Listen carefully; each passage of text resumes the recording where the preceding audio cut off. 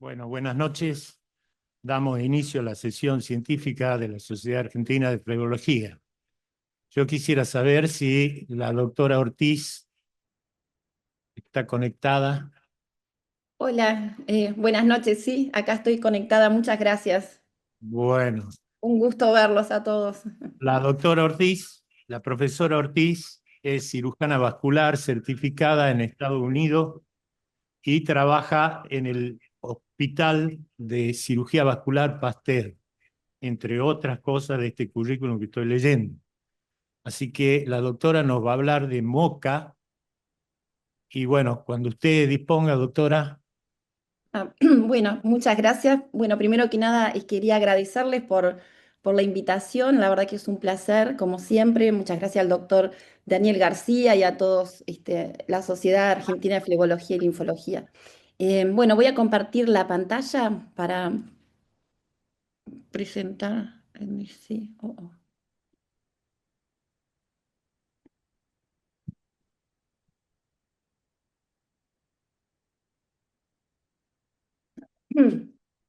Ahí están viendo la presentación.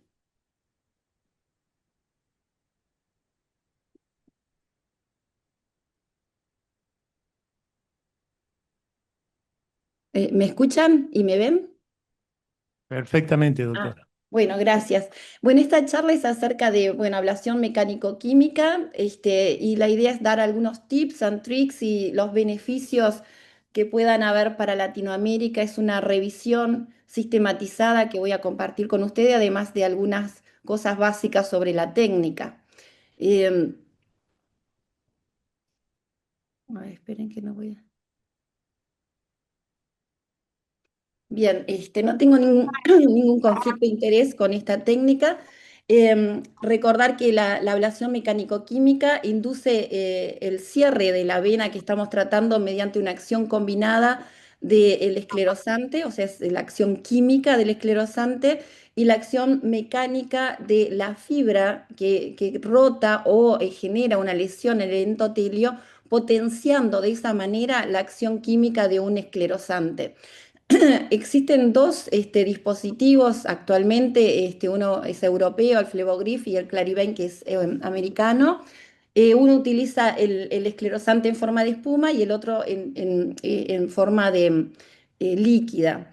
Y ambos inducen de la misma manera la acción. Me gusta siempre compartir esta imagen. Es un estudio publicado en el 2015 por John Marano y Zoll, que son uno de los inventores del catéter, de uno de los catéteres, y compararon la acción, cómo es histológicamente la respuesta a espuma o ablación química sola o la acción mecánica inducida, o sea, la acción química más la acción mecánica. Y vieron que el cierre histológicamente del vaso es más efectivo. La experiencia que personalmente tengo con las ablaciones mecánico-químicas surgen de las actividades humanitarias y académicas con la fundación de Hackett Hemwall en Honduras, donde por 10 años nos donaron 250 catéteres, y de Clarivate, y pudimos realizar muchas ablaciones y también con el centro de Naples en Dominicana. Y bueno, y en Latinoamérica, que tuve la oportunidad de conocer al doctor Marano, quien inventó el catéter, y recorrer varios países y participando con esas actividades de las ablaciones mecánico-químicas. ¿Cuáles son las ventajas de la ablación mecánico-química, de las no térmicas, no tumescentes, ¿verdad? Pero esta especialmente es, como las otras también, una acción, una técnica mínimamente invasiva que se puede realizar en la oficina o en el consultorio, ya que no es no necesaria una anestesia de otro tipo. Es un procedimiento rápido, que el paciente se retorna a su actividad rápidamente, con poco dolor durante el procedimiento, y un éxito de cierre que es similar a las otras técnicas al año, que cae en los próximos años de seguimiento, como lo voy a mostrar en otras, según la literatura. Pero para eso es que tenemos que optimizar la técnica y optimizar la selección del paciente para no tener esa caída que se ha visto en algunos estudios. por ejemplo, es muy efectivo en pacientes con el nervio próximo, como es la safena menor o safena infrapatelar, y también ha mostrado muy buenos resultados en pacientes con úlcera. Las desventajas, el tamaño de la vena, esa es una de las mayores desventajas que tiene las técnicas, en general todas, pero bueno, esta técnica en algunos estudios se vio que el diámetro mayor es a 8,6, puede tender a recanalizar a los 5 años. Entonces, los tips que hay para esta técnica es seleccionar muy bien al paciente, el tipo de vena, el índice de masa corporal, bueno, muchos factores influyen en obtener un éxito de cierre a largo plazo y una buena técnica. ¿Qué esclerosante? Elegir el esclerosante, usar al 3% genera un mejor resultado también de la técnica y así podemos evitar esa caída que pueda haber a los 5 años. Voy a hablar brevemente de la técnica, que me parece que es lo fundamental conocerla. La curva de aprendizaje es rápida, pero tiene algunos tips que hay que optimizar, ¿no? Este es, por ejemplo, un paciente con una safena menor. Em, el diagnóstico, por supuesto, es fundamental, el ecodoppler. Siempre el ecodoppler es nuestro aliado principal en el diagnóstico, estudiar bien la anatomía, fisiología para poder hacer una técnica adecuada y obtener un resultado adecuado. Y después, esta técnica tiene, se hace un acceso venoso con un kit de punción 6 French, y se posiciona en la punta del catéter a 2,5 centímetros. En este video se ve cómo se está, ustedes ven ahí el video como, sí, ahí veo que es muy fácil, muy manejable la fibra, o sea que es fácil de navegar dentro de la vena. Una vez que tenemos el acceso venoso 6 French, vamos a insertar el catéter hasta 2,5 centímetros de la unión safeno-femoral o safenopoplitea, donde estemos usando la vena. Y por ejemplo, ahí como se ve, se ve con el ecodoppler, que siempre tiene que estar en el procedimiento, obviamente. Ahí se ve como la punta es que es angulada. Este es un catéter de Clarivate, se retira, se posiciona y luego se conecta a la unidad motora.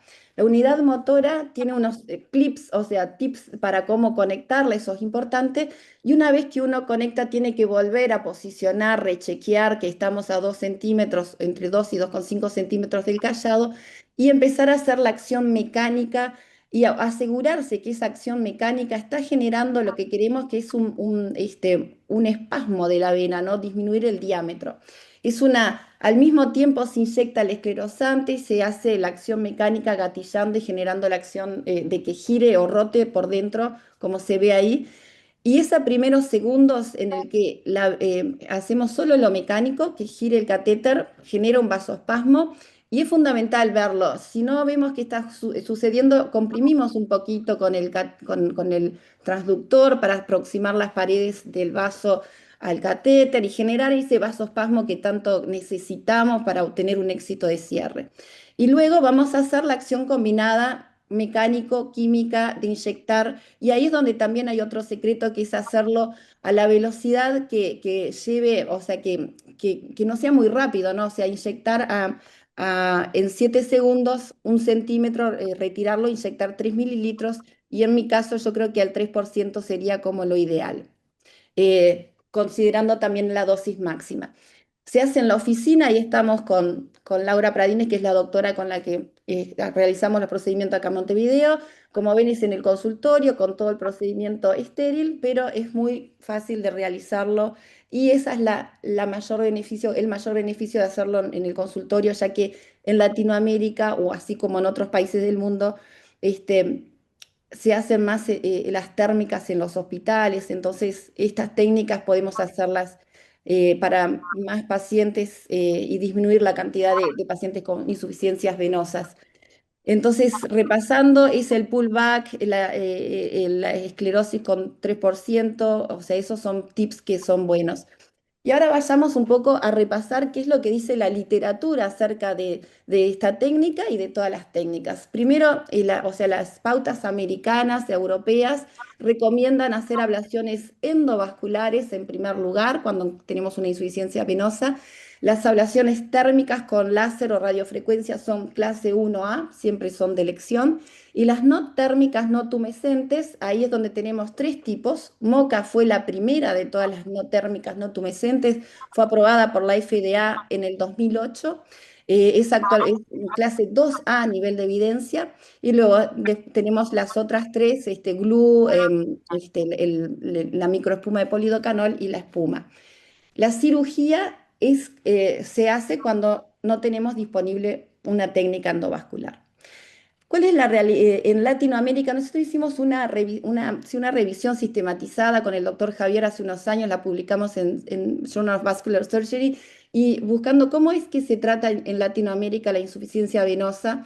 De esta revisión surgió que, por ejemplo, la incidencia o la prevalencia es similar al resto del mundo, 68,11% de insuficiencia venosa crónica, con un 26,6% en estadios más avanzados, C3 a C6.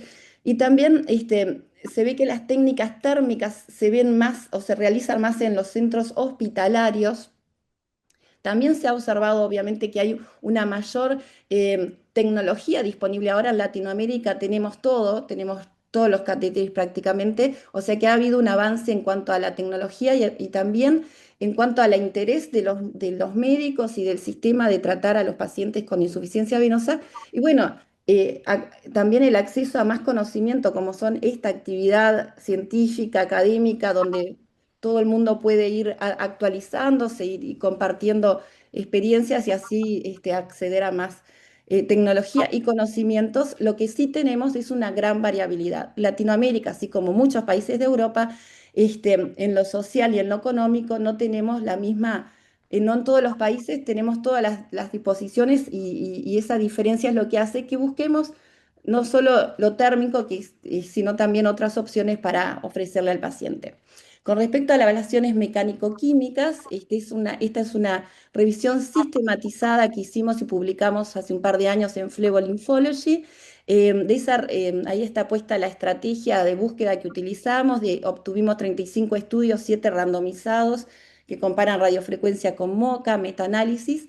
Y de esto encontramos que las ablaciones con los MOCA al año es de un éxito de cierre 92% que cae a un 87% a los 3 años. También el estudio, eso es por un metaanálisis de White. Después un estudio hecho por Abruzzi muestra que en los pacientes en los que se comparó MOCA con cirugía convencional, la cirugía convencional se ve hasta un 3,4% de lesión del nervio. Sin embargo, con MOCA no hay lesión del nervio, esos son los pros que tiene, por ejemplo, esta técnica.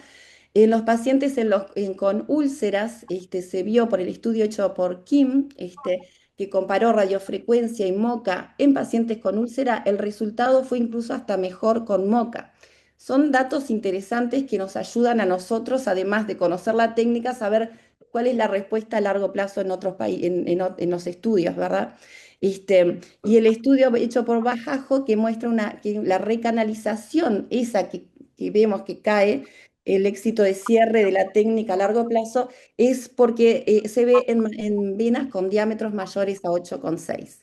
Bueno, acá están todos esos estudios de la revisión sistematizada. Otro estudio de Japlinsky que compara todas las técnicas, láser, radiofrecuencia, cianoacrilato, MOCA. Ve que el láser es mejor resultado, pero con MOCA o con otras técnicas no térmicas no hay lesiones de nervio. La espuma es menos cara, o sea, son datos que nos sirven a la hora de elegir cuál es la técnica que vamos a utilizar. Los beneficios en Latinoamérica, si bien hay un cierre que no es, o sea, que cae a largo plazo, tiene la técnica muchos beneficios, no hay efectos adversos prácticamente, no hay, o sea, es rápida la técnica, la calidad de vida del paciente mejora.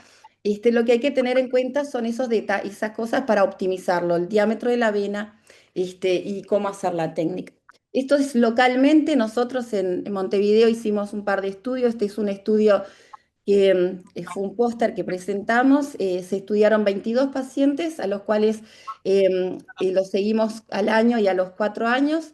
Al año tuvimos un éxito de cierre de 96% de éxito, que a los 4 años cayó al 86,5%, pero el score de BCS que bajó de 26 a 7 al año, se mantuvo a los 4 años bajo, o sea que la calidad de vida se mantuvo mejor que lo que era antes del tratamiento, y todas las úlceras en este estudio se mantuvieron cerradas a largo plazo. En esos pacientes en los que se recanalizó, le hicimos espuma, pero la calidad de vida fue siempre igual. Este es otro estudio con un poco mayor el N, con 57 pacientes que los seguimos a 5 años, que también tuvimos a los 5 años una caída al 86,4% del éxito de cierre, pero la recanalización se vinculó a un índice de masa corporal mayor a 30 y un diámetro mayor a 10 milímetros. Pero el score de BCS y las úlceras se mantuvieron todas cerradas. O sea, ¿cuáles son las consideraciones especiales a tener en cuenta con la técnica? Bueno, cuando seleccionar bien al paciente, sabemos que en pacientes para que queremos tratar una safena menor dilatada desde el hueco popliteo a todo su trayecto hasta el tobillo, va a ser una técnica muy buena, optimizando la técnica, por supuesto, conociéndola cómo realizarla para evitar esos fallos de recanalización. El diámetro va a ser importante y con saber que en pacientes con úlcera también nos va a ayudar. O sea, en suma, es una gran técnica, especialmente porque se puede hacer en la oficina, o sea, en un consultorio, con un campo con todo estéril, obviamente, pero de esa manera podemos tratar muchos pacientes que para lista de espera para las cirugías o radiofrecuencias hospitalarias. Teniendo en cuenta el diámetro de la vena, qué tipo de vena y, y el esclerosante que vamos a usar. Bueno, muchas gracias y espero las preguntas. Muchas gracias, doctora. Dejo Vamos a de empezar compartir. Sí. a nuestros comentadores. En principio, me gustaría ver si está conectado el doctor Iván Gutiérrez de Perú. Doctor ¿Cómo Iván está? Gutiérrez. Sí, muy buenas, queridos colegas. Un fuerte abrazo a todos desde el Perú. Muy interesante y felicitaciones la conferencia de la doctora. Bueno, comentar es muy importante entender que estos procedimientos, de alguna manera semiambulatorios, tienen ciertas características específicamente cuando es importante los exámenes prioritarios para el paciente de un procedimiento. Y por otro lado también los parámetros que utiliza en la técnica con respecto, me habla usted de 0,5 o inclusive hasta 0,8 de dilatación de la vena, y también nos ha referido sobre el tema de la safena menor, ¿no? Entonces, primeramente, la pregunta sería, los parámetros que tienen el tema de bioseguridad, ¿lo están usando ustedes o aplicando en quirófano? ¿Lo hacen de alguna manera semiambulatorio, es decir, las características que tiene y los exámenes que ustedes, dentro del score de la diferenciación de tipo de pacientes o algunos factores de riesgo que se pueden haber presentado en el proceso? Sí. Bueno, muchas gracias. Un gusto, Y gracias por la felicitaciones, pregunta. doctora. Felicitaciones. Ah, gracias, gracias. Un placer estar acá y conocer y poder discutir el tema. Sí, estas técnicas son muy ambulatorias. Obviamente que la bioseguridad es el procedimiento, se puede hacer en sala estériles, ¿no? O sea, pero en verdad no es el bloque, es una sala de mínimos procedimientos. Lo que sí hacemos es todo el campo estéril. De hecho, estas técnicas en nuestros actividades humanitarias las hacemos también en la Cruz Roja, ¿no? Pero sí, obviamente el espacio es todo estéril, guantes estériles, campos.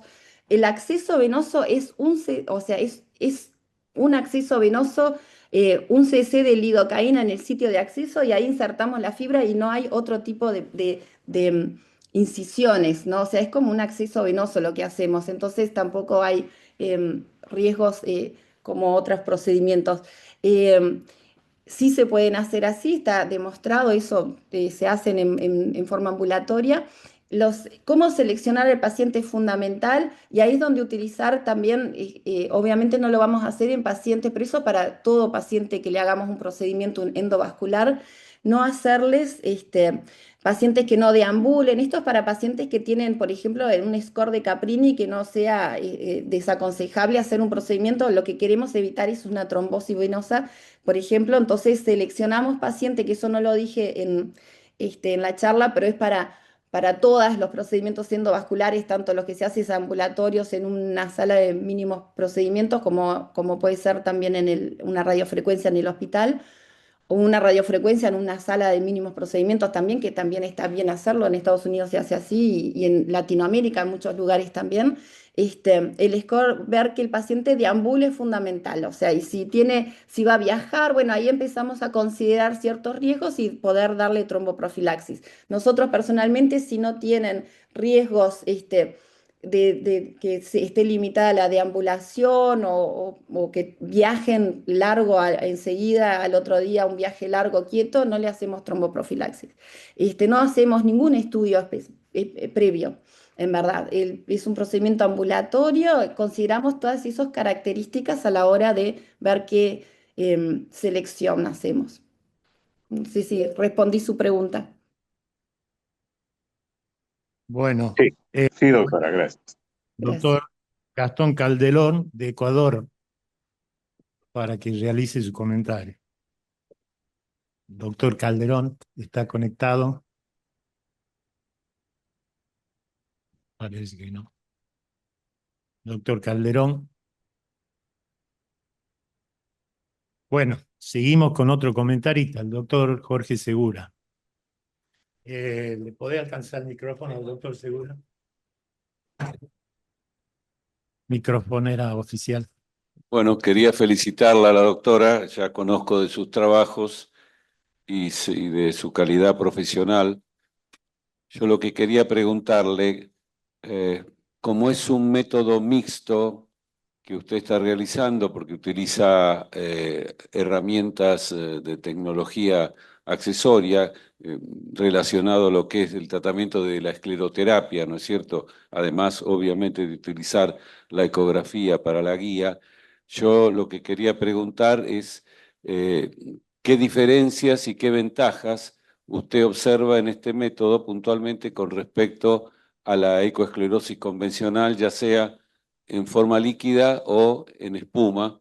Y por otro lado, quería preguntarle, además del criterio del calibre del vaso mayor a 8,6, en el cual comienzan a observar esos problemas, ¿no es cierto?, como complicaciones, digamos, ¿cuáles son los parámetros que ustedes toman con respecto a estructuras vasculares adyacentes? Todos sabemos que cuando estamos tratando la safena parva, tenemos que tener en cuenta cuáles son las perforantes que están relacionadas y a su vez en el sistema gemelar si existe algún tipo de relación para tomar alguna precaución. Ya no le voy a preguntar lo de Caprini porque ya lo comentó usted.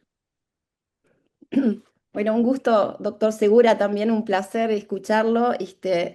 Siempre sigo todos sus trabajos que también son excelentes. Gracias por los comentarios, lindos comentarios y gracias por la pregunta.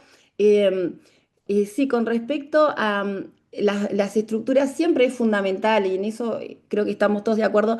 Para el ecodoppler es fundamental el diagnóstico, ver si hay perforantes. Uno tiene poco tiempo para explicar todo en poco tiempo. Pero siempre si hay una perforante, marcamos cuando de pie antes de hacer el procedimiento, si hay una perforante para saber dónde está. Primero que nada hay que saber que cuando uno hace el acceso, que saber bien que está dentro de la safena, que no se fue por una perforante hacia el profundo. O sea, todo eso son técnicas que hay que asegurarse antes de hacerla, estar en la safena, ¿no? Y que no se haya ido el catéter, asegurarse de todas esas cosas. En los puntos donde hay unas perforantes que puedan estar puedan ser causas de recanalizaciones en el futuro. También hacer que en esas zonas uno va a hacer la técnica con mayor precaución y con mayor énfasis en que quede bien cerrado. Entonces se va a hacer inyectar un poco más del esclerosante o hacer que se comprima en esa zona para que no hayan recanalizaciones a través de perforantes que puedan estar comunicadas.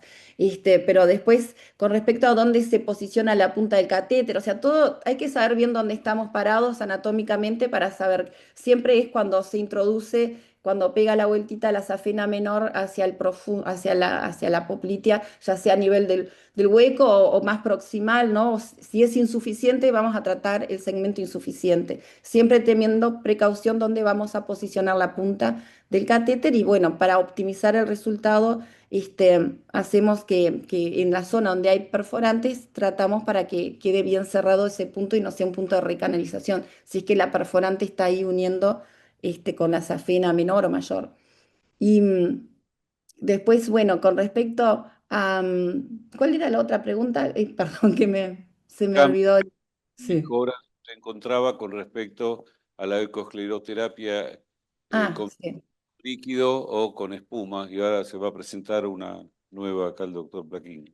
Sí, bueno, la espuma a mí me encanta también todo, hay muchas técnicas que utilizamos para hacer, sin duda que esta acción mecánica potencia la acción y por eso que mostré ese primer slide donde se ve histológicamente cómo el cierre es mayor cuando uno potencia la acción mecánica a la del esclerosante, a la acción química del esclerosante. Ya está demostrado que el éxito de cierre es de 87% hasta en los peores casos, a los 5 años que es mayor que con la espuma sola o la escleroterapia sola, que es menor, es 60, a menos, ahora se habla mucho de la microespuma, que es ya sabemos que es una espuma con mejor, se hace en Estados Unidos, el Varitena, a comparar estudios, pero bueno, esta técnica MOCA potencia la acción del esclerosante y eso está demostrado y ese es pero personalmente también lo he visto como a largo plazo es mejor el resultado cuando se usa la acción combinada.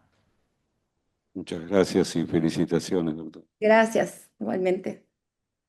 Doctor Santiago de Salas, vamos a ver qué opina.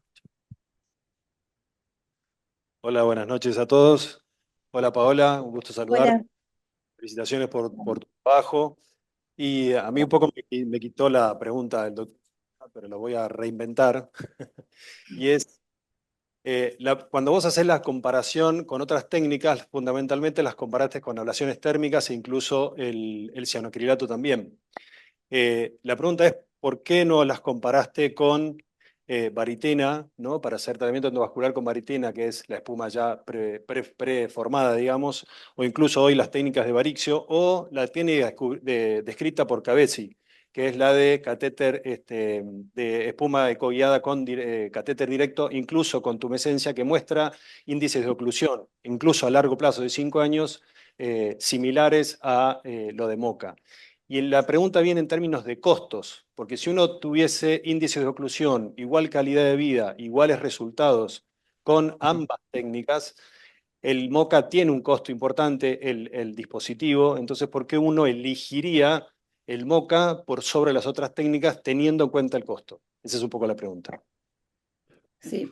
Bueno, esos estudios, en verdad no encontré ningún estudio que compare Moca con varitena, o sea, yo creo que también faltan estudios para comparar ciertas ablaciones unas con otras. Lo que hay en la literatura compara más bien Moca con radiofrecuencia, láser, cianoacrilato y muestra los beneficios de cada una, ¿no? El cianoacrilato tiene sus pros el éxito de cierre a largo plazo, también tiene sus contras de los efectos adversos. Entonces yo pienso que todo depende del paciente, el tipo de paciente y los efectos adversos que puedan haber, disminuirlos. Las espumas son, bueno, la espuma con varitena aparentemente muestra es la que mayor efecto a largo plazo tiene de resultado según los estudios que hay. No tenemos estudios hechos a largo plazo con Varixio, tampoco, ¿no? Con espuma, yo creo que nos faltan. Si, los de Rasmussen, todos esos han mostrado el resultado de la espuma sola, es buena, pero es menos costosa, pero es menos el cierre a largo plazo. ¿Viste? Y bueno, es un poco más costoso hacer mecánico químico que espuma solo, pero tiene sus beneficios. Yo creo que viene por el lado del paciente, el tipo de paciente y el médico cómo se siente con una técnica o con la otra. Si el paciente tiene reacciones de hipersensibilidad, ahí capaz que no, el cianoacrilato se prefiere hacer moca y no cianoacrilato, por ejemplo, ¿no? También creo que faltan más estudios randomizados comparando todas las técnicas. Doctor Sergio Garbaz. Buenas noches, doctor Calderón. Le saluda, ¿sí se me escucha? Ah, Sí. ok, doctor Calderón. Buenas noches, doctor Sergio Calderón, Sergio Gastón Calderón desde Ecuador. Muchas gracias por la invitación. Le quería preguntar a la doctora, primero felicitarla por tan explícita charla, si tiene experiencia con el Flebogrif, porque tengo entendido que, por ejemplo, el Flebogrif puede ser introducido 2 veces, una vez, y si vemos que la vena es de un diámetro mayor, puede ser introducido una segunda vez para hacer el daño en el endotelio venoso. En cambio, el Clariven solamente tiene una sola opción de una sola entrada para hacer el daño del endotelio. Y la segunda pregunta ya la contestó. Yo quería saber si todos los pacientes iban anticoagulados y a lo mejor con antihistamínico previo al uso de este tratamiento MOCA. Y una vez más, felicitaciones y muchas gracias a Safil por la invitación. Bueno, muchas gracias, doctor Calderón. Excelente. Gracias por las preguntas y los comentarios. Sí, con respecto a, bueno, a la tromboprofilaxis, y eso, no, eso hay que evaluarlo de acuerdo a cada paciente. Flebogrif, hay muchos estudios que han mostrado muy buen resultado. Incluso en comparación tienen buen éxito, ¿verdad? O sea que es distinta la técnica. Con el Clarivate también se puede entrar y salir 2 veces, o sea, eso a veces uno está, en verdad, y por eso la técnica, si bien a veces hay poco tiempo para explicar todos los pequeños detalles, pero si uno está haciendo la ablación, a veces para y si podés avanzar, capaz que avanzás un poquito para hacer o sea, pasar de nuevo por esa zona si es que no quedó bien cerrado, pero uno marca antes al paciente, esta vena está más grande en este sector, tiene más riesgo de que esto no cierre así nomás. Entonces ahí en ese segmento paramos el dispositivo y vemos si eso con el ecodoppler quedó, no estamos seguros de que esté cerrado 100%. Lo mismo el Flebogrif o el Clarivate, cualquiera de los dos, creo que son buenos en ese sentido, ¿no? De poder avanzar y cerrar esos segmentos si vimos que no quedó bien. Son similares en ambos. Hay algunos estudios con Flebogrif que han mostrado mejor éxito de cierre a largo plazo. Hay muchos que están en curso, o sea, todavía, pero ambos hacen el efecto mecánico y ambos podemos hacer esos tips and tricks, ¿no? De poder, como por ejemplo la pregunta del doctor Segura, si hay una perforante que la marcamos, también ahí hay que ver si quedó bien cerrada cuando pasamos por ese segmento con cualquiera de los dispositivos, ¿no? Tanto Flebogrif o Clarivate. Muchas gracias, doctora. Gracias. Felicitaciones. No, muchísimas gracias. Gracias por la oportunidad de estar acá, comentar.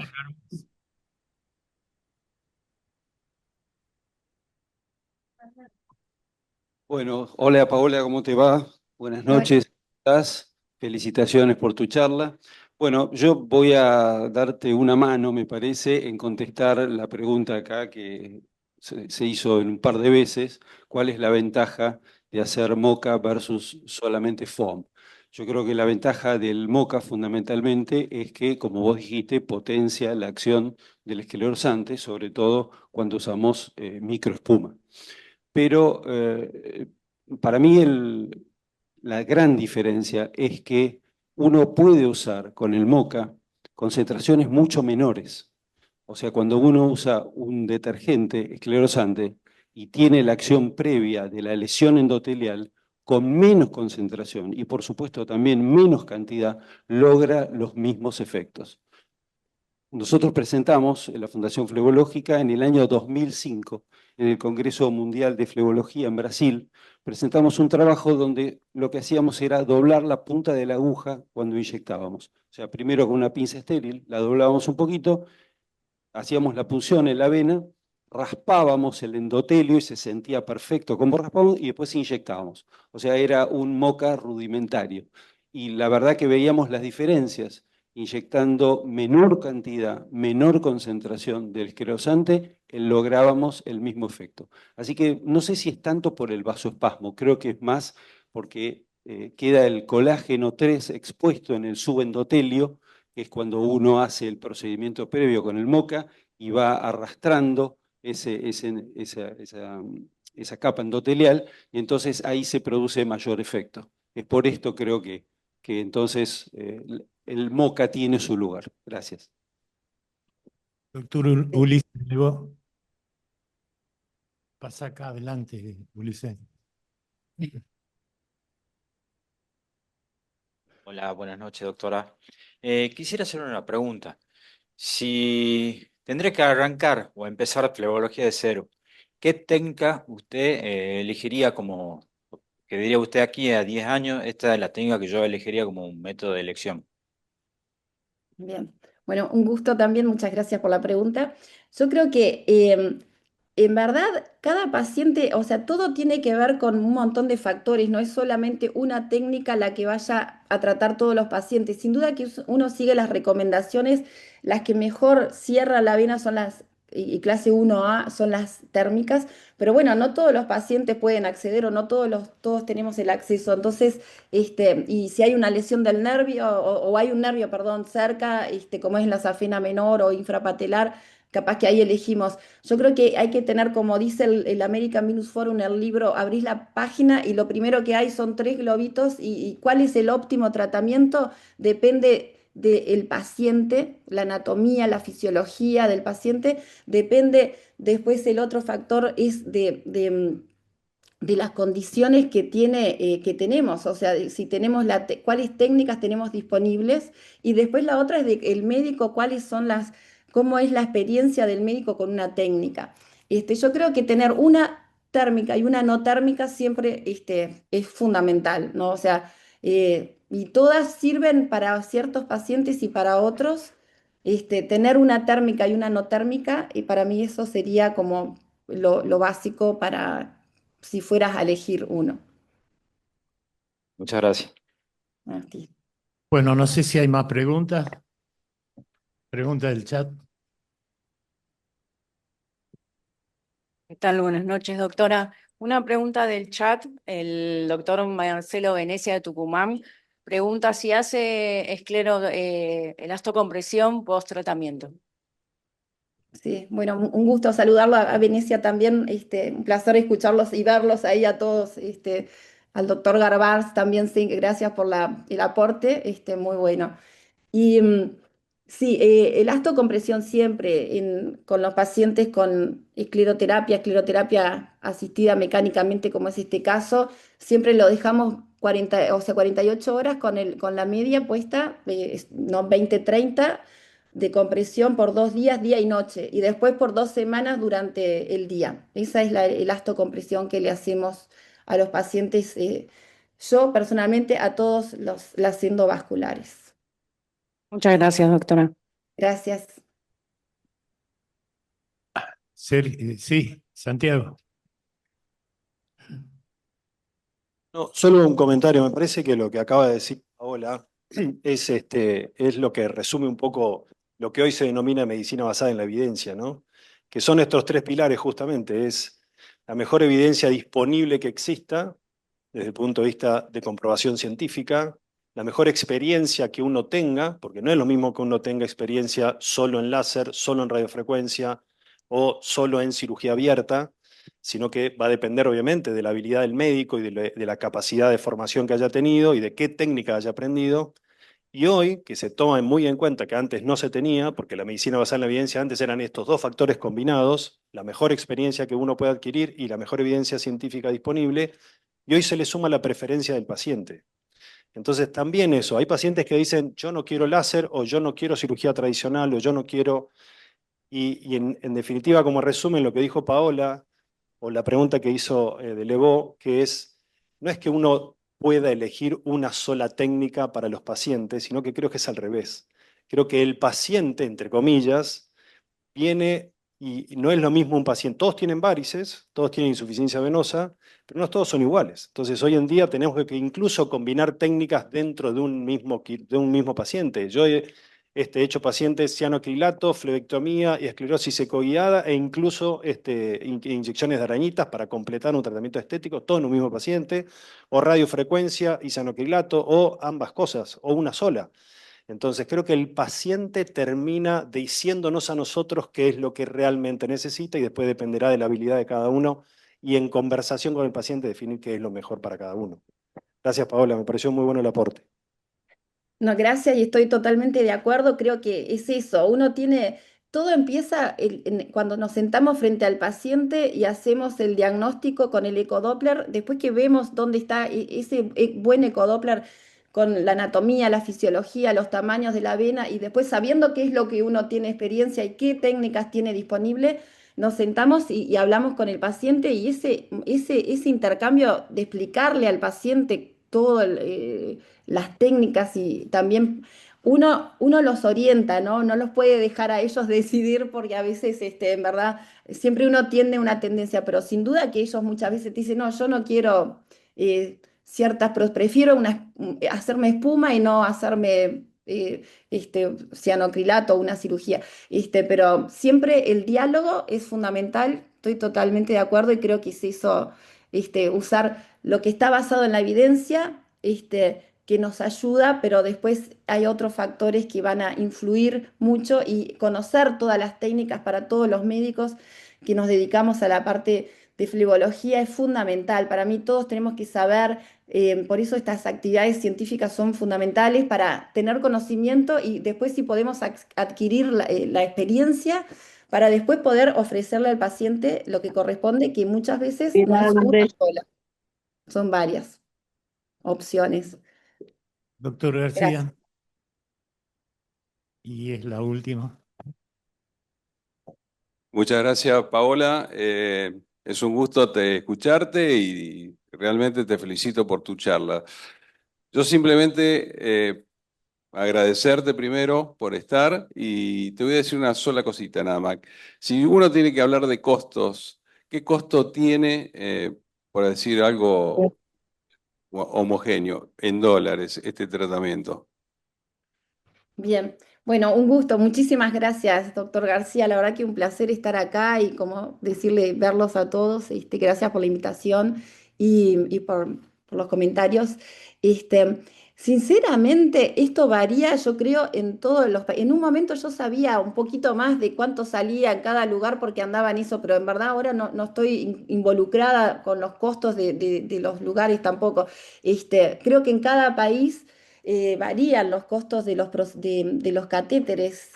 Sinceramente no sé si andan en $400, 500, creo que es más o menos eso lo que, como un promedio, lo que puede ser, pero no estoy diciendo, o sea, creo que cada país tiene sus costos, y uno evalúa ahí de acuerdo a lo que tiene el paciente y bueno. Obviamente es un poco más que una espuma, pero tiene un efecto a largo plazo mejor. Este, los costos no puedo responder exactamente cuánto es, pero bueno, tienen un costo mayor y en los no térmicos no tumescentes, de repente ahí cada país es donde hay que averiguar y ver accesibilidad, disponibilidad y cómo acceder a esos catéteres también. Gracias. Bueno, muy bien. Muchísimas gracias, doctora. Un placer. Gracias. A seguir con el segundo disertante, doctor Plaquín. Lo invito a pasar al estrado. Muchas gracias.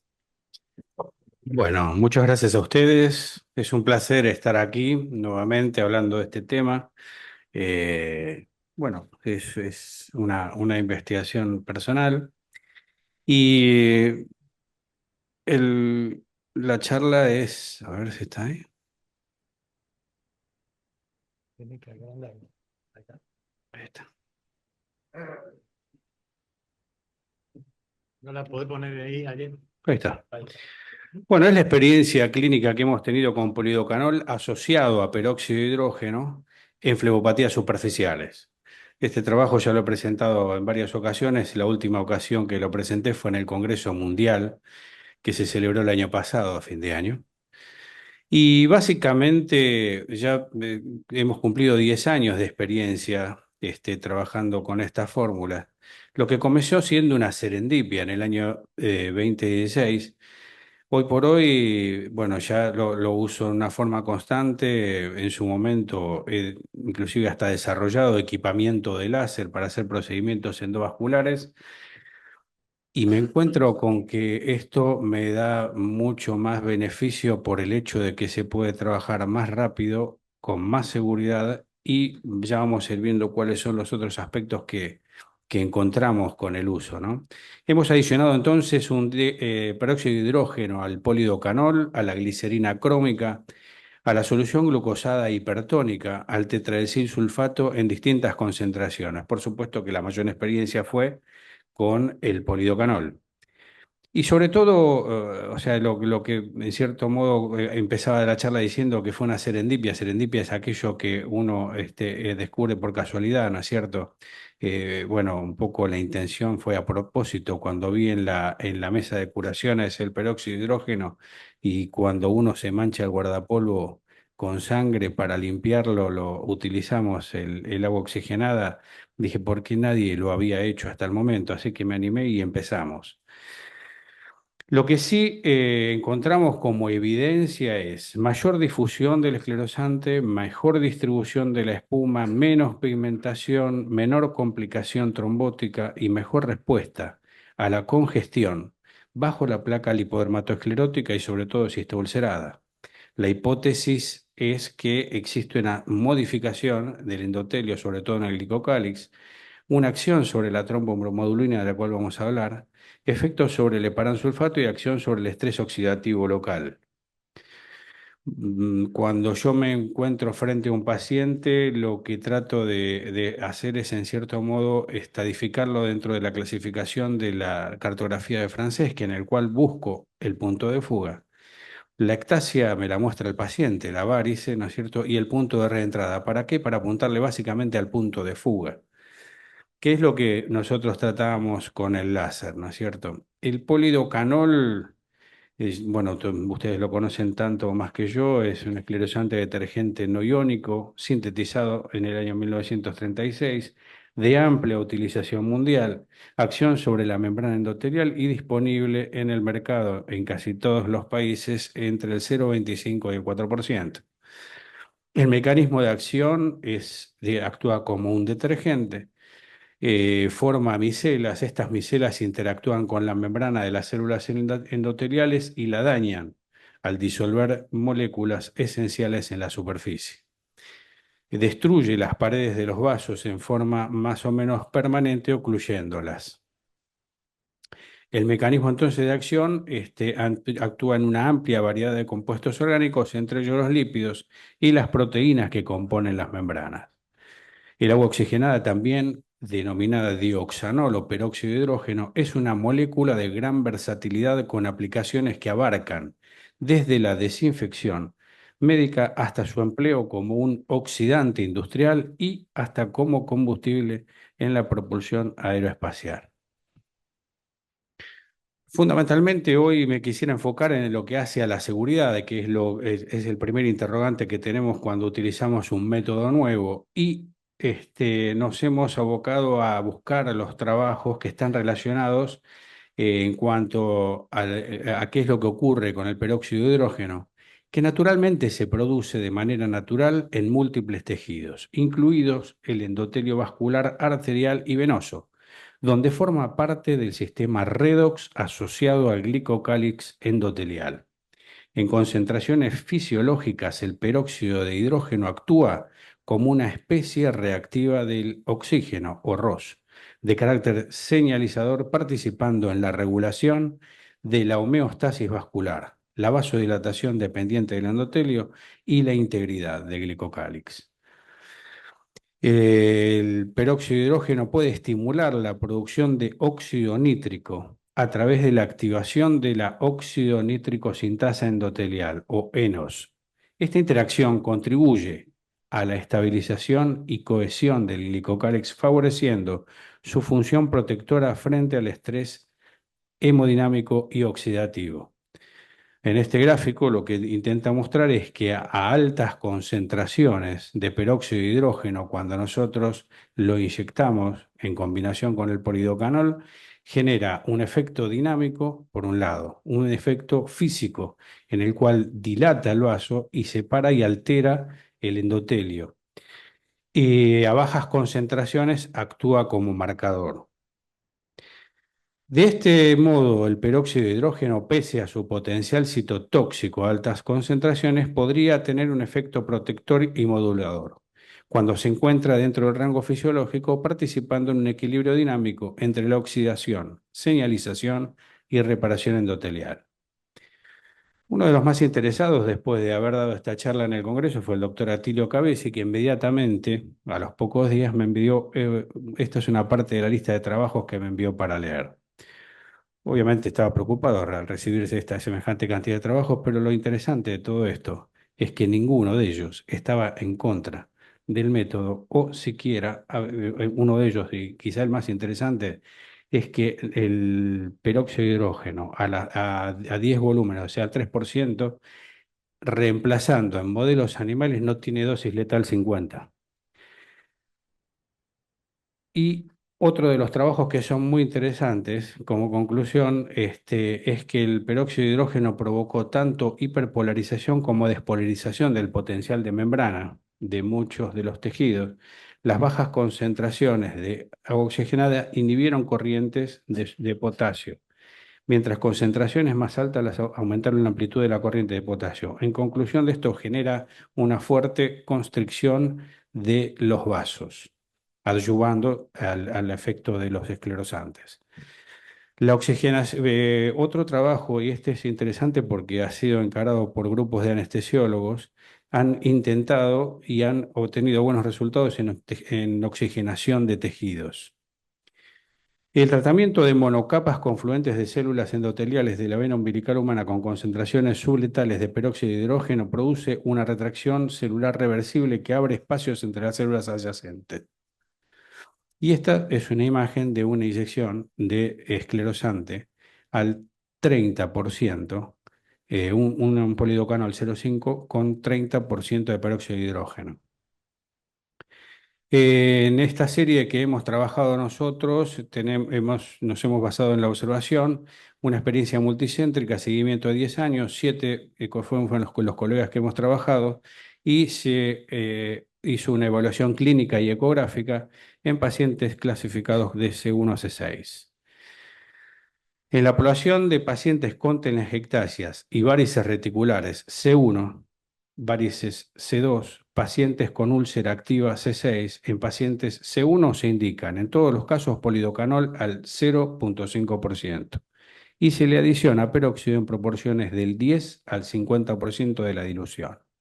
En pacientes C2, varices menores a 4 milímetros, se adiciona entre el 10 y el 30%, entre 4 y 8 milímetros de 1 a 5% de polidocanol con 1 a 1,5% y entre el 10 y el 50% de peróxido.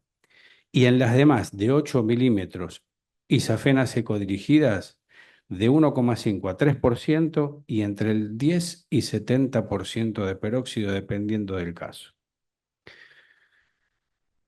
Y acá, bueno, básicamente lo que quiero mostrar es, en cuanto al diagrama que hablábamos al principio de Franceschi, cómo tenemos una imagen de una vena perforante, en este caso, como está mostrando la gráfica en el muslo, una vena perforante que con la constricción del cuádriceps, del músculo cuádriceps, produce un shed hacia un complejo de venas que están debajo del plexo subdérmico papilar. Esta perforante fugan a presión y básicamente las tomamos como objetivo primordial del tratamiento bajo guía ecográfica para interrumpir el flujo hacia el exterior. A ver este video si funciona. Bueno, a ver. No importa, no importa. Otra cosa que sí yo quiero destacar es que, sobre todo en pacientes que tienen una placa lipodermatoesclerótica, cara interna tercio inferior de pierna, por ejemplo, Cuando hacemos el tratamiento de la perforante, de la nutricia o sobre todo de la perforante de fuga, vemos cómo se distribuye la espuma generada mediante, en múltiples vasitos, ¿no es cierto? Y lo notable es que al cabo de los pocos días comienza un cambio en la calidad de los tejidos que es muy alentador. Y la pregunta de rigor, ¿no es cierto?, es ¿por qué agregar peróxido de hidrógeno si el polidocanol funciona bien? Y los problemas actuales de la espuma tradicional es la heterogeneidad de las burbujas, la persistencia de coágulos retenidos que a veces uno obligan a hacer los partos de los trombos, una pigmentación residual, necesidad de sesiones repetidas. El objetivo de la incorporación del peróxido es optimizar la distribución, mejorar el contacto endotelial y facilitar la reabsorción del contenido trombótico. Los efectos deseados de esta combinación es una formación de una espuma espontánea con la sangre. Tiene un cierto efecto blanqueador que disminuye sustancialmente las pigmentaciones en nuestra experiencia. Un poder antiséptico, producción exponencial de espuma al ingresar que disminuye con la dilución en grandes vasos. Y sensible disminución de la producción de trombos alejados o en el sistema venoso profundo. Aquí vemos entonces cómo ubicamos con el ecodoppler a 12 MHz una vena perforante que se ve claramente ahí en la imagen en la parte superior, en el cuadrante superior derecho, y cómo se conecta con esa venita que estamos colapsando. Ese es nuestro objetivo, esclerosar.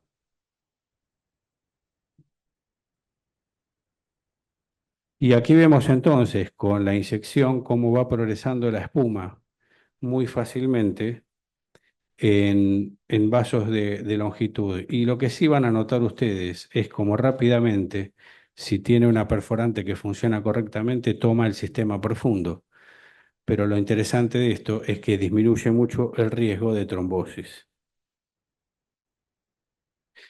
Uno de los autores en los cuales encontré escritas bastantes cosas al respecto es en El endotelio sano y enfermo de José Saban Ruiz, un autor español, donde él habla de las especies reactivas de oxígeno y sobre todo su actividad sobre el endotelio. Lo más notable que él describe es que la presencia de peróxido de hidrógeno genera la producción de óxido nítrico y este actuaría como una suerte de teflonado, por así decirlo, de ilustrarlo del endotelio. De manera tal de que entonces a menores concentraciones actúa como un marcador. Construí una tabla de acuerdo a lo que hemos encontrado con los pacientes y decimos que polidocanol más aire y polidocanol más peróxido de hidrógeno. La distribución intravascular con aire es flotante y superior, o sea que tiene mayor actividad en la mitad del vaso, hacia donde flotan las burbujas. En cambio, con el polidocanol hay una cosa que es muy notable, se va produciendo inmediatamente dentro del vaso y se genera una espuma que actúa sobre el techo y sobre la base del vaso. Tiene una densidad con aire que es más baja. La densidad del polidocanol más el peróxido de hidrógeno es similar a la sangre.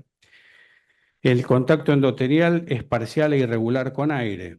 En nuestra observación ecográfica con peróxido es compatible con una distribución mucho más homogénea. El tiempo de acción del polidocanol más aire es corto, con peróxido es más sostenido. Tenemos una embolia gaseosa baja pero posible con el aire y no observamos eventos compatibles con embolia en nuestra serie con peróxido. Tenemos un efecto adicional mecánico de burbujeo con aire y es químico oxidativo controlado con el polidocanol más peróxido. Y por último, tenemos una pigmentación residual menor con el peróxido.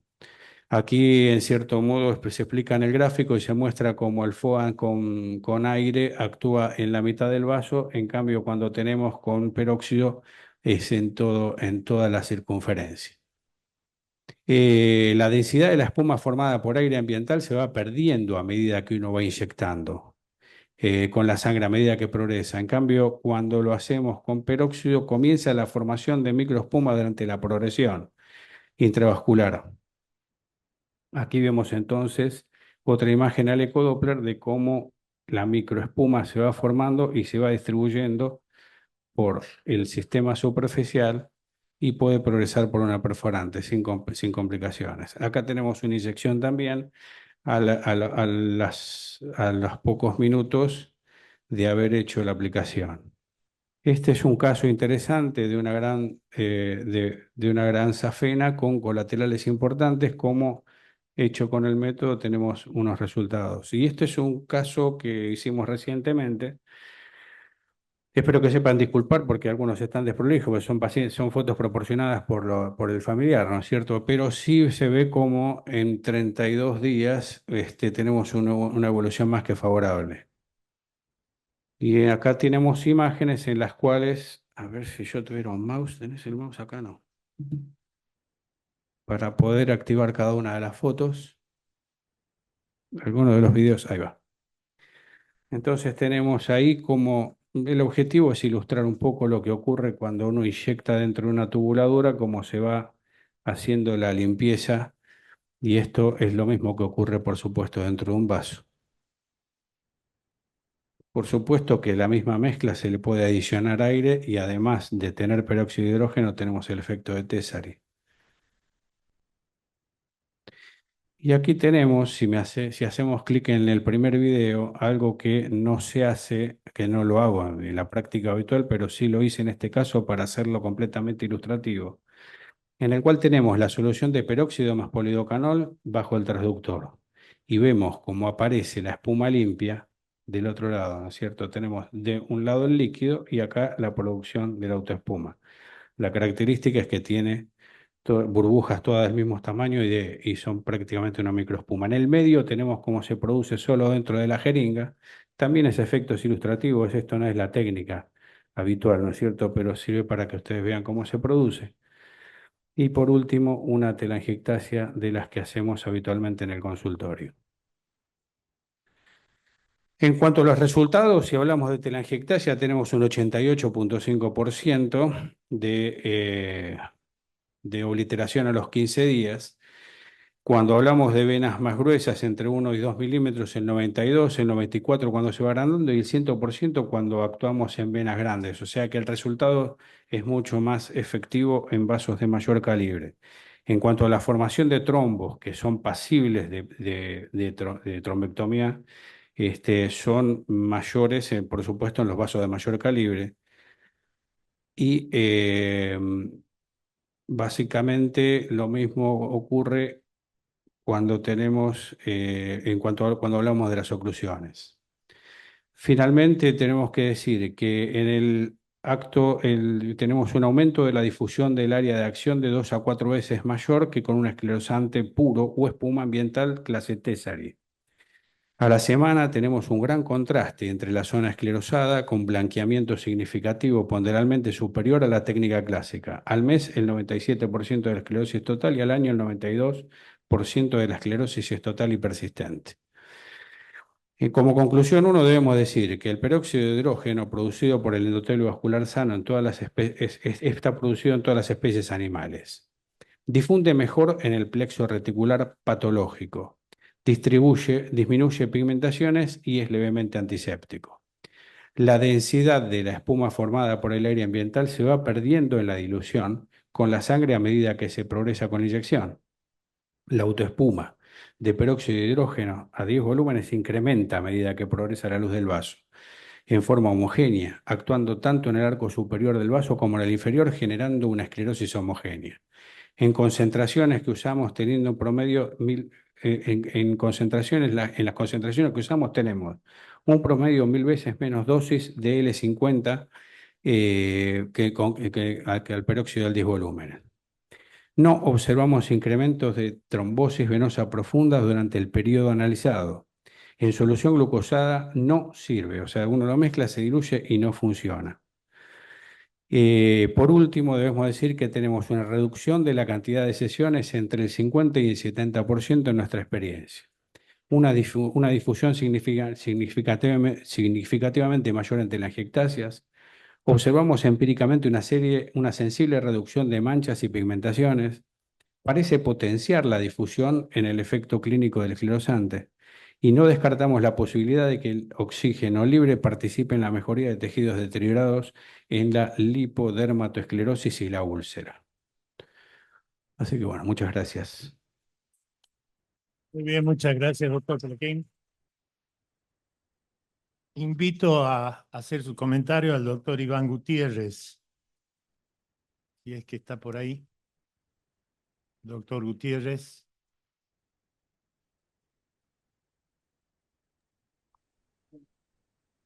El doctor Gastón Calderón. Sí, buenas noches otra vez, muchas gracias, felicitaciones por la charla. Quisiera que después me aclare un poquito el tema de la concentración y de la mezcla después, porque yo leí sobre el peróxido de hidrógeno, he leído bastante en estos días, y usted no ha mencionado la catalasa, que es una proteína que está en todos los tejidos y en la sangre, y esta enzima catalasa prácticamente desdobla enseguida al peróxido de hidrógeno, aumentando la presencia de oxígeno dentro de los tejidos del vaso sanguíneo y aumentando la temperatura.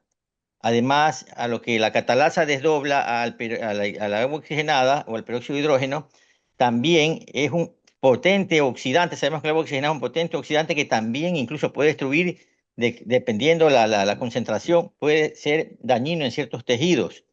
De tal forma que en los últimos años se usa menos en lo que es curaciones de heridas, siendo reemplazados por otros antisépticos o incluso cloruro de sodio, solución fisiológica, etc. También revisé el uso de el peróxido de hidrógeno, no precisamente en su trabajo, porque no encontré mayor trabajo en cuanto a esclerosis de venas, de varices, pero sí encontré el uso de agua oxigenada, por ejemplo, en cirugía general, en traumatología, en pediatría, y lamentablemente están descritos algunos casos fatales, porque el peróxido de hidrógeno, al ser desdoblado por la catalasa, prácticamente se forma una embolia de oxígeno, una embolia gaseosa, que ha provocado ciertos antecedentes, ciertos pacientes que murieron en cirugía general, en traumatología. Por eso no entiendo bien el tema de la concentración y de la dilución, porque en cuanto a cirugía general, yo realmente me dio miedo, temor ver el uso tan en desuso el agua oxigenada en cavidad abdominal, por ejemplo, o en traumato, debido a que ha habido casos de embolia pulmonar con muerte. Muchas gracias, buenas noches. Una vez más agradezco a Zafil por la invitación. Desde Guayaquil, Ecuador, saludos. Muchas gracias, doctor. Bueno, muchas gracias, doctor, por la pregunta. Básicamente lo que tenemos que tener en cuenta es que estamos usando agua oxigenada a 10 volúmenes, o sea, al 3%. Eso es agua oxigenada de uso medicinal y no tiene dosis letal 50. En los trabajos de experimentos animales, en los cuales se ha reemplazado hasta el 10% de su volemia en 24 horas. Y gracias a la catalasa tenemos la formación de espuma, porque es la encargada de desdoblar el peróxido de hidrógeno en oxígeno y agua. Bien. La realidad de las cosas es que el agua, en este caso sería agua destilada, y sí podría llegar a producir destrucción. O sea, es más mala el agua que el oxígeno en sí mismo. ¿Por qué? Porque es agua destilada y por un efecto osmótico puede llegar a producir edema local en algunos tejidos. Pero lo repito, de los trabajos que hemos leído no ha habido dosis letal 50, reemplazando el 10% de la volemia. Nosotros hace mucho tiempo que estamos utilizando esto, hace 10 años, y no hemos encontrado ni un solo caso de trombosis venosa profunda en pacientes que no han tenido. Sí tuve 3 casos en pacientes que han tenido trombosis previa, pero en pacientes que no han tenido episodios trombóticos previos no hemos tenido esa complicación, gracias a Dios. Y en segundo término, tenemos que tampoco al no tener la trombosis, tampoco tuvimos episodios de TEP. Así que sería interesante que me remita los trabajos esos que tuvieron los accidentes con peróxido, como para tenerlos en cuenta. Así vamos a hacerlo, doctor. Le voy a hacer llegar esos trabajos. Muy bien, doctor Segura. Por el pasado. Sí, yo felicito al doctor Joaquín por el trabajo por su ímpetu y por su constancia y su progreso siempre en hacer cosas nuevas.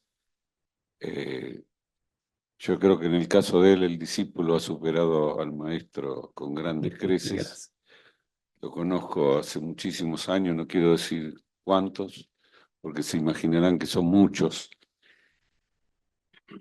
Con respecto al método, hay que ser, para mí, hay que tener mucha precaución en cualquier cosa nueva que uno va a instalar o va a realizar. Lo digo porque, bueno, personalmente tuve la suerte de trabajar con García Mingo en Valencia en el año 1995, cuando él ya hacía la espuma preparada con helio, y a mí me costó 10 años empezar a trabajar con el método de Mingo. ¿Por qué? Por un tema de precaución. ¿Por qué? Por un tema de temor a las complicaciones. El método en sí es muy sencillo. Es colocar una aguja con espuma y atacar la vena que uno cree que está enferma y mirarla con la ecografía. Eso parece muy sencillo. El problema es si surgen complicaciones. El doctor Plaquín yo creo que ha previsto muchas cosas, ha estudiado profundamente este tema, me consta que lo ha estudiado, con él lo hemos realizado y he encontrado que es, digamos, un poco mejor que el uso de la espuma convencional, digamos, la del método de Cresari. Así que yo creo que no hemos visto, no he visto ninguna complicación, lo hemos usado en muy pocos casos, en el caso de mis pacientes que lo hemos trabajado juntos, y bueno, yo creo que es un buen método, él lo ha estandarizado, eh, la dosis que utiliza para las telangiectasias, a mí me parece que es muy alta, pero 0,5 de polidocanol, yo uso 0,25. No utilizo espuma fundamentalmente por el consejo que acá en una reunión científica dio el doctor Balboni, diciendo que él nunca utilizaba espuma en las telangiectasias.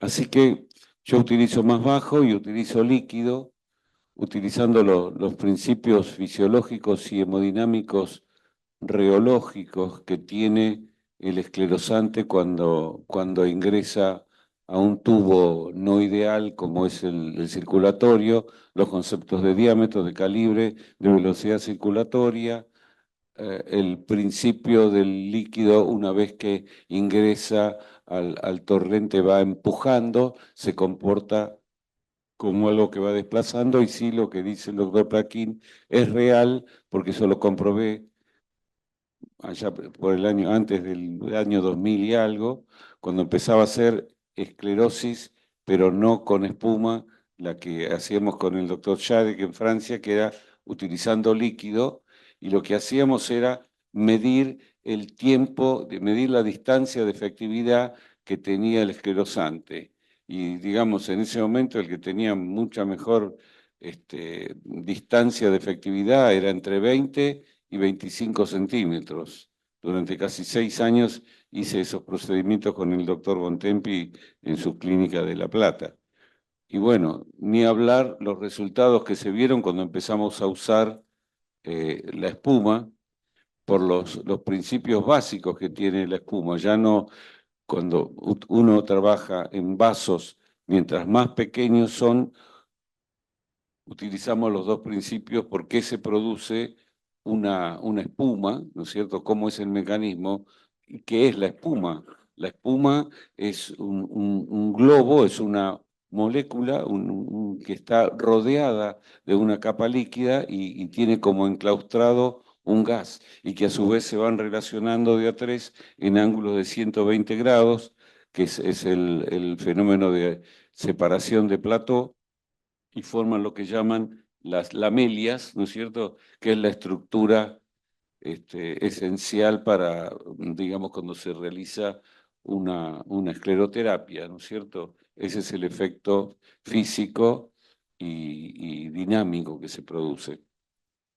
Así que yo creo que se utiliza, como en todos los métodos de la medicina, Ahora estoy un poco antiguo porque estoy leyendo un libro del año 1185 que fue escrito por el doctor Averroes, que además de médico fue filósofo. Y primum non nocere, es decir, lo primero que tiene que hacer uno es no hacer daño. Así que lo felicito y que siga adelante. Muchas gracias, doctor. Santiago, ¿quieres aportar algo? Bueno, gracias de nuevo por la invitación y me surgen, la verdad, que un montón de preguntas. Creo que en un ámbito científico, como la sociedad, me gustaría hacerte una pregunta si se han estudiado desde el punto de vista de la farmacología, la combinación de alguna de las drogas que mencionaste, del polidocanol, junto con el agua oxigenada. Porque entonces, si lo han estudiado desde el punto de vista farmacológico, posiblemente se forme una nueva droga, ¿no? La combinación. Porque uno lo está planteando desde este lado como si el polidocanol tuviese su efecto, la oxigenada tuviese su efecto, pero no está estudiándolo desde el lado de la combinación. Esa sería una pregunta. Porque hay estudios de fotocalorimetría, por ejemplo, que a los pocos días en una misma ampolla, combinando drogas, se modifican los principios activos o incluso se pierden o se generan nuevas drogas. Si es una nueva droga, entonces uno entra en el terreno de la experimentación.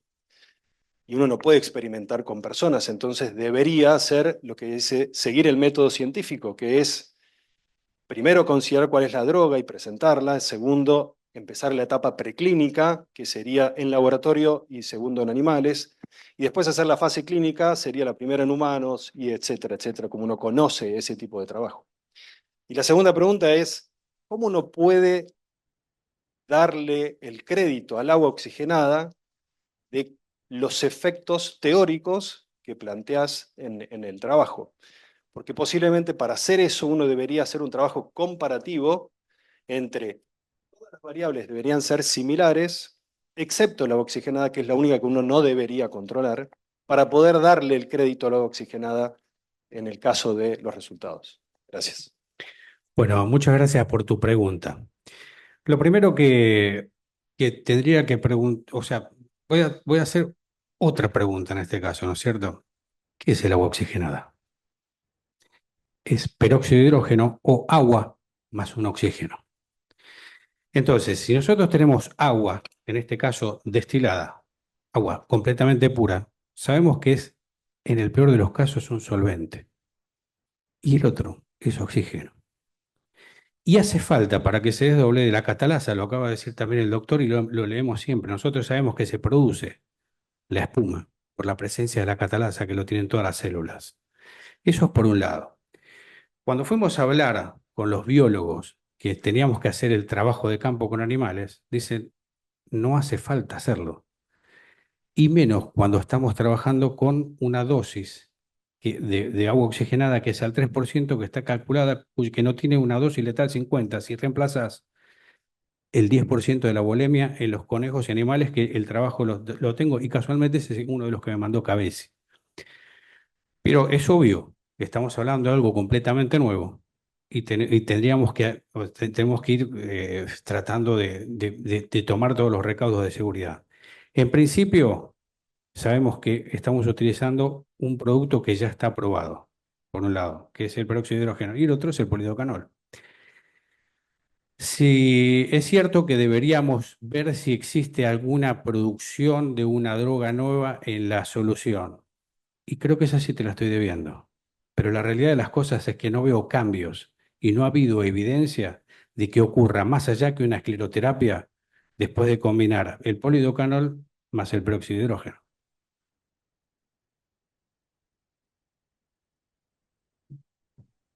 El agua oxigenada está autorizada como antiséptico, Sí. pero no está autorizado para el uso endovenoso.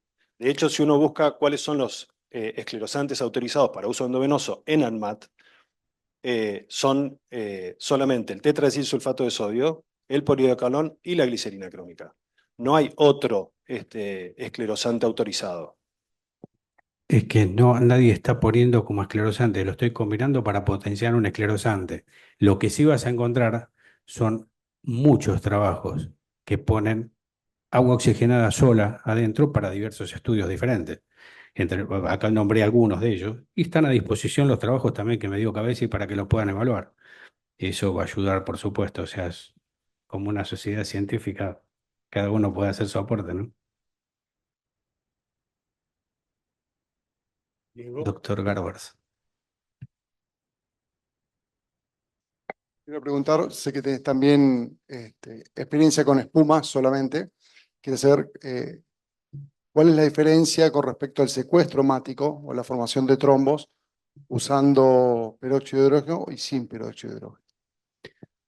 Lo que sí he encontrado es que tengo mucho menor producción de trombos con el peróxido de hidrógeno asociado al polidocanol. Sí es cierto que encontramos un cierto efecto trombolítico. Si nosotros ponemos peróxido de hidrógeno en un trombo recién formado, es como que en cierto modo lo licúa. Me cuesta en cierto modo explicarte por qué motivo es, pero seguramente iremos encontrando la respuesta con el correr del tiempo. Pero técnicamente existe mucho menos secuestro y eso es lo que más me interesa del método. Por otra parte, he encontrado que si uno además le coloca oxígeno, como Barixio o haciendo la espuma de Tessari, lo que encontramos es que esa mousse es mucho más firme y es mucho más controlable. Prácticamente tiene la misma actividad que tiene un láser en el callado. Sergio.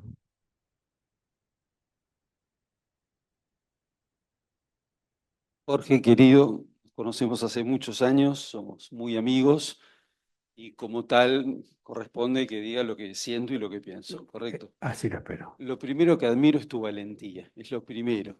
O sea, vos te presentás acá no por primera vez, no es este el primer ámbito, sino son muchos los ámbitos donde vos presentás el agua oxigenada. Vos sabés perfectamente mi posición, que yo no estoy de acuerdo, pero te puedo tomar algunas cosas y ahora te voy a decir después las que no. Yo te puedo tomar que blanquee, veo una espuma que sale del vaso y que no tiene un contenido hemático. Puedo tomarte esto que se produzca espuma dentro, que tenga un efecto que sea menos que produzca menos pigmentación. Esas cosas te las puedo tomar como ventajas. Ahora, es lógico que cualquiera de nosotros primero nos preguntemos en cuanto a la seguridad del producto, ¿sí? Y las ventajas que tiene. Entonces, empecé hablando de las ventajas. Entonces, respecto a la seguridad, no sé si hablo por todos o hay mucha gente que piensa lo mismo que pienso yo, pero digamos, nos quedan voy a hablar en singular, me quedan muchas dudas de la ventaja. Pero a lo práctico, yo digo, bueno, Jorge hace 10 años que usa esto, ¿no? Y que tiene buenos resultados, yo te creo, confío en tu honestidad perfectamente, sé que sos una persona de bien. Entonces digo, ¿y qué pasa con el resto? Cuando vos nombrás a Cabezi, no me queda claro si Cabezi te mandó 15 trabajos porque te dice que te quería matar o 15 trabajos que respaldan que lo que vos estás haciendo está bárbaro, no me quedó claro. No me queda claro cuando presentás un libro que habla de endotelio, y es un libro que seguramente habla de endotelio arterial, no de endotelio venoso. Entonces, o sea, hay muchas cosas que vos nombrás que me generan dudas del óxido nítrico, es un vasodilatador, no es un vasoconstrictor. No sé, tengo anotadas 500 millones de cosas, pero digamos, nada, un poco resumir entre la seguridad y las ventajas que vos le ves a esto. Me gustaría que me preguntes qué ves de malo, así yo te puedo responder. Bueno, lo que veo es de malo es que es un producto que, como se dijo acá, no está probado de su uso endovenoso. No está probado su uso esclerosante siquiera. Es un diluyente y vos decís que tiene más potencia. Y sin embargo diluye al polidocanol. Incluso cuando das algunas ventajas que decís, dura más tiempo. Produce menos trombos. Y la verdad que dure más tiempo, para mí no es una ventaja, para mí es una desventaja. Yo quiero que lo que yo uso rápidamente se vaya de la circulación, haga su efecto local y después desaparezca lo más rápido posible. Porque lo que estamos usando siempre, el esclerosante, tiene efectos adversos. y genera, cada vez que uno inyecta hasta una telangiectasia, eso llega al sistema venoso profundo sin lugar a dudas. Y cuando inyecta una safena, se producen embolias, microembolias cerebrales, y no hay duda al respecto. Y hay trabajos a patadas que lo demuestran. Entonces yo necesito que dure poco, no que dure mucho. Y cuando vos decís que las burbujas son más homogéneas, mostrás unas burbujas que son visibles al ojo humano, entonces no es microespuma siquiera. Porque la microespuma es un mousse, es algo que al ojo humano son micrones que uno no puede distinguir. Entonces, digamos, veo todas esas cosas, Jorge. Entonces, ¿qué me respondes vos a esas cosas? Yo lo que te respondo es que cuando yo he intentado espuma, ni que hablar de escleroterapia convencional con polidocanol al 3-4% en una safena grande, la producción de trombos es mayor. Las complicaciones sí son riesgosas. La progresión al sistema venoso profundo es igual que en este caso, pero el polidocanol solo dentro de una vena poplítea a concentraciones también la esclerosa. O sea que es un problema verdaderamente importante. En estos casos no ocurrió y lo que hemos buscado en estas conferencias es ver por qué cuando yo lo utilizo diluido con peróxido de hidrógeno me disminuye sensiblemente la producción de trombos. Te hablo sinceramente, cuando vine a las primeras charlas con ustedes, que era de pelo negro y flaquito, hace muchos años, verdaderamente lo primero que me pasó fue, por ahí probablemente se me haya ido la mano en una escleroterapia y terminé con una trombosis gemelar y al poco tiempo otra. Entonces, sinceramente, gracias a Dios, al poco tiempo apareció el láser, de los cuales yo también he participado en la producción de ellos, y me manejé con mucho más seguridad que con la escleroterapia que yo conocía. Por ahí fui imprudente, por ahí no hice las cosas en forma correcta, probablemente. Pero sinceramente el láser en esas circunstancias me era mucho más seguro. En estas condiciones, yo estoy obteniendo resultados en safenas gruesas como si estuviera utilizando un láser incandescente. Y a su vez, tengo el beneficio que cuando yo inyecto en una nutricia importante o en una perforante que puede encontrarlo en carácter del muslo, o sin ir más lejos en una placa lipodermatoesclerótica, la distribución de ese peróxido de hidrógeno con el polidocanol genera una actividad sobre todos esos vasitos pequeños y una recuperación más rápida. Sensiblemente comparable. Tenemos que tomar un caso de los tuyos, haciendo escleroterapia a un paciente que tiene una úlcera y compararlo con uno de los míos, que además tiene peróxido de hidrógeno, y ver cuál se cura más rápido y mejor. Esa es la cosa, es lo que a mí me gustaría que entusiasme a varios de ustedes para hacer la etapa comparativa. Que no se mueren, quede tranquilo, porque ya hace 10 años que lo estoy haciendo, si no, no estaría acá, estaría preso. Punto número uno. ¿Está? El segundo aspecto es que algunos de ustedes también se entusiasmen como para hacerlo, para que comparemos y vemos si mi paciente va mejor que los tuyos. Eso sería interesante. ¿Alguien más? Miguel.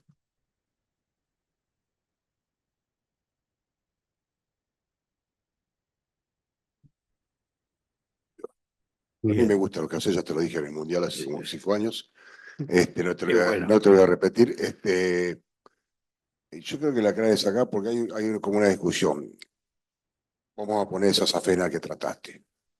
Vos tomaste, supongamos, un policarbonato del 3% Sí, en una jeringa de 3 milímetros. sí. Bien. De 3 mililitros, ¿cuánto le pusiste de...? Mitad por mitad. ¿Eh? Mitad por mitad. 2 centímetros de polidocanol al 3% y 2 centímetros de peróxido de hidrógeno. De mitad y mitad. De una Claro. a tres. Claro. O sea, yo lo que... A ver, Doc, cuando usted tiene una telangiectasia de un paciente con una telangiectasia, dice, y le pondría al 0,25. ¿Cuánto? Esa dosis la sabemos. 1 mililitro. ¿Cuánto le ponemos de agua oxigenada? Entre el 10 y el 30%. 0,10. 0,10. Estás hablando de 0,10 porque la estás diluyendo. Lo que pasa que Agua destilada, ¿o no? si lo consideramos como principio activo al peróxido de hidrógeno, entonces no es una dilación, es una combinación. Si lo consideramos como un diluyente, lo llevo a la mitad.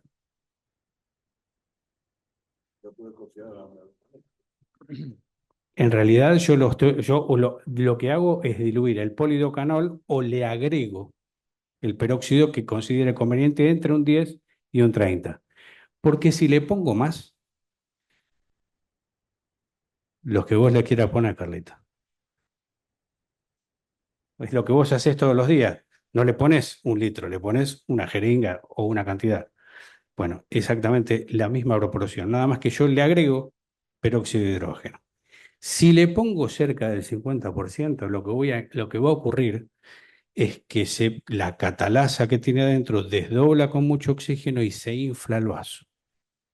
Y lo puede romper. Y me puede dejar un hematoma. Eso es observacional también. Un dolor impresionante. Y un dolor por la distensión del vaso. La safena esa, el paciente está anestesiado. Porque además después le hacemos la micro. Estamos hablando de una vena chica. Por favor, gracias a usted, Doc. ¿Se puede? Nas.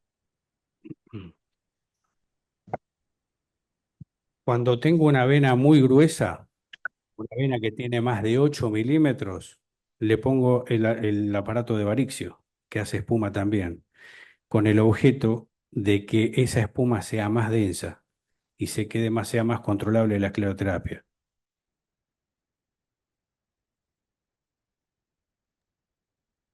Hola, hola, ¿se puede? Habitualmente no. Se hace sola. Por eso uno de los nombres que le hemos puesto al método es autoespuma. Sí, doctor. Doctor Bueno, Iván. sí, sí, por supuesto. Bueno, creo que acá nuestro querido amigo y colega ha creado una conmoción con todo. Simplemente a medida de comentario y dos preguntas que quería realizar. En realidad el polidocanol es noble, ¿no? Y la combinación de otros procesos es mayor. Se habla muchas veces de la cantidad y el tema principalmente la embolia gaseosa que se pueda presentar en el caso de un aumento, ¿no? De la cantidad de gas que se puede aplicar sea oxígeno. Nosotros hemos utilizado en malformaciones incluidas hasta 200 centímetros de gas. En este caso, el CO2 en malformaciones de mediano y bajo flujo, no tuvimos ninguna complicación, ¿no? Es una manera de comentario, ¿no? De la cantidad de volúmenes que se pueden utilizar. La pregunta, Jorge, ¿usas la elastocompresión posteriormente a la aplicación de este método? Y número dos, si realizas posteriormente una trombectomía común y corriente, posteriormente, en el caso obviamente de tronculares, entendiendo que el paciente muchas veces, entendemos que a veces no sigue las indicaciones que uno puede dar, ¿no? O sea, puede haber un desprendimiento, se despega en la vena por la presión, sobre todo en pacientes obesos. En este método no has tenido ninguna complicación, haces la trombectomía, la elastocompresión, ¿por cuánto tiempo lo aplicas o no lo aplicas? Bueno, eso. Y principalmente creo yo que también vas a crear definitivamente una conmoción con los laboratorios farmacéuticos. Un abrazo desde el Perú. Gracias.